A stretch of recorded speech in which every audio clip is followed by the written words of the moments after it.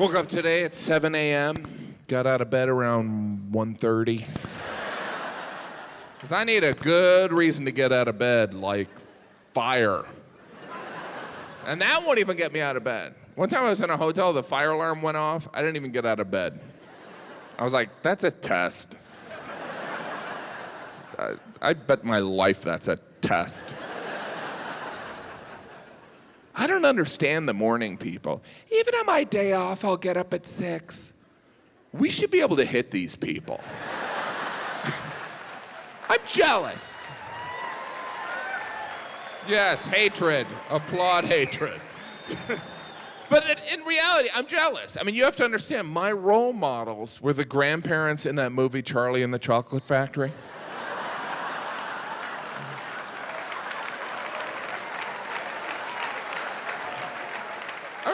I remember watching that movie as a kid and seeing the scene with the grandparents in bed and thinking, I like these people.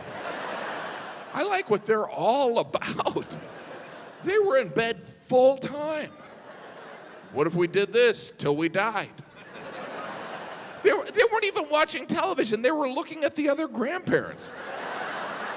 How's your bed? It's good. It's good. It's the same as your bed.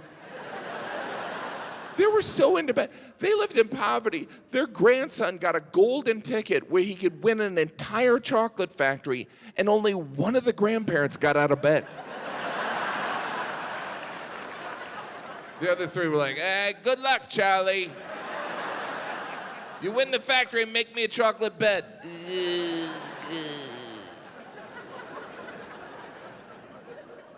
Typically, I have to get up early because I have young children and they want to experience things like life. What are we doing today? Well, I was hoping to nap.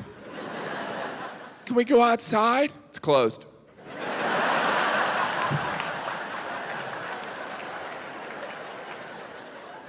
During the summer, I tour with my kids, and we'll do like a kid activity during the day, and then I'll do a show at night. And usually the kid activity is like a zoo or a park.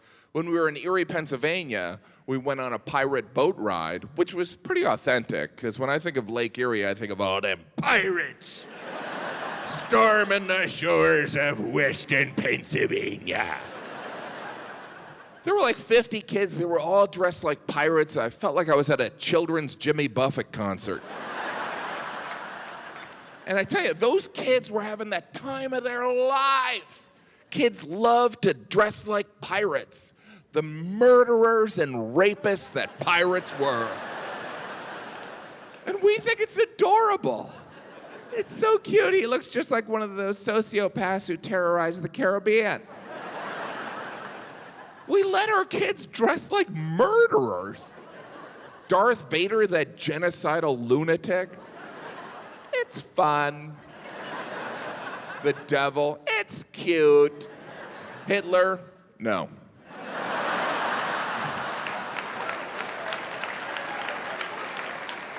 No parent wants to explain that one. Why is your boy dressed like Hitler? He's fascinated with the Third Reich. He gets it from his father. His father's man cave is all Hitler swag. Summertime, we went to a bunch of fairs, too. It's amazing how your perspective on fairs changes. Because as a kid, you're like, the fair, there's a fair. As an adult, you're like, that looks dangerous. Are they cooking in that truck? We used to go to the fair to see the biggest pig in the county. Now we go to the fair to be the biggest pig in the county. Some of that food at fairs, it's ridiculous. Deep fried Oreos, okay. Deep fried Twinkies, maybe. Deep fried butter, no. You know, occasionally you'll eat a stick of butter. What if we deep fried it? No. It's wrong. I mean, it's delicious. But it's wrong. There's no health inspector at the fair. That's why they can do that. Because everything at the fair is very temporary, meaning when the cops come, they can leave. And some of those rides don't look safe. I'll just let my kids go first. No sense in us all dying.